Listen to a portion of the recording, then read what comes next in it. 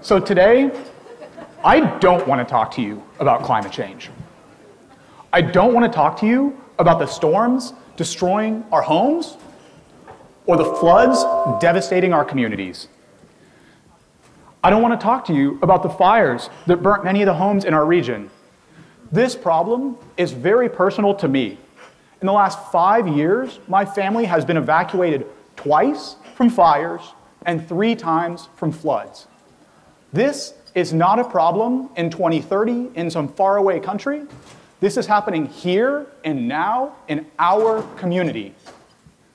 I don't want to talk to you about climate change because you already know that problem. That problem feels urgent, but many of us feel powerless to make a difference. What I really want to talk to you about is that now that this problem is here and now, what do we do about it? Climate change presents one of the largest economic opportunities of our lifetimes. If we think about it in that way, then we can be proactive about pursuing solutions, creating jobs in our community, and re-architecting our economy so that we can decarbonize in an equitable way that drives growth for the Central Coast. Oftentimes, we see these large economic commitments in the headlines, billions of dollars. The reality is that we're still falling short of what we need to adequately address this problem. We're still falling short on implementation, and we're just in the early innings of solving this problem. It takes stakeholders across the entire ecosystem coming together so that we create this in a coordinated way and address the problem at the speed that it demands. Here in the Central Coast, we're lucky. We actually have many advantages.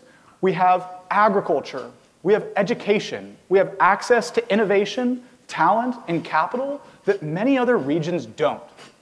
We need to be leaning into those advantages so that we as a community can be a leader and a front runner in this transition to bring these benefits here to our community. So I'll speak briefly about my company, my story, and why I'm here having this conversation with you today. So I've been in the clean energy industry for the past 10 years. Back in high school, I was paying my way through college by putting solar panels on roofs in Santa Cruz.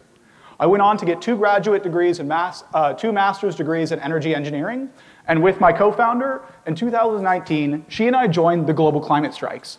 At the time, I was doing my first degree in Barcelona.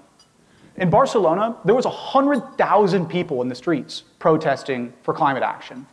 I have this vivid memory of standing on a bench and looking out over this sea of people.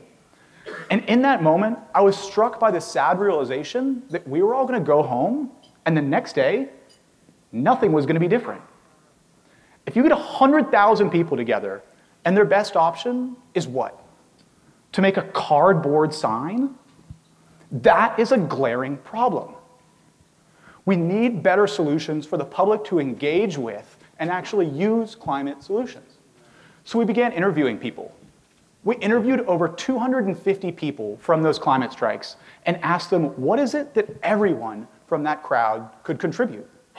And one of the common threads that came out of that conversation was capital. What if we could actually shift the public from being neutral bystanders in the energy transition to active stakeholders? This is not just people turning out in Barcelona. On that day, hundreds of cities, Santa Cruz included, turned out to demand action. Over 7.6 million people turned out to those strikes to demand a more sustainable future.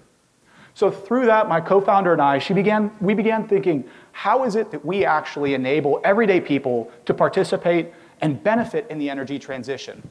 You saw, if we need this much money, how do we find that? Where does that come from? And if so, how do we actually enable the everyday person to benefit from the energy transition?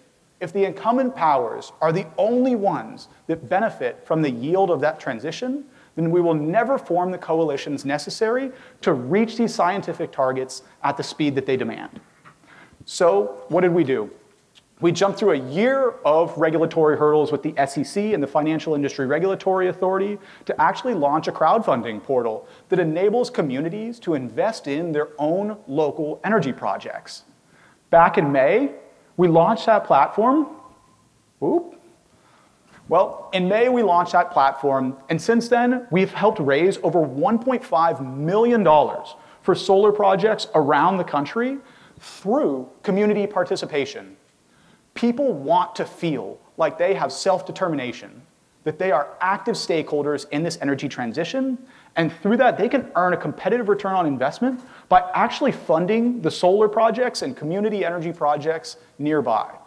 Through transparency and accountability, we're helping funnel new capital to the energy transition and making everyday people participants in this change.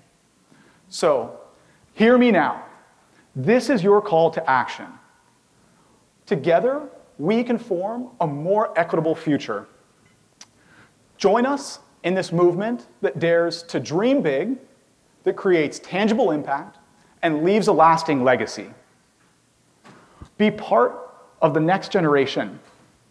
So, when the next generation asks, what did you do about climate change? Be proud to say, I invested in our future. Thank you very much.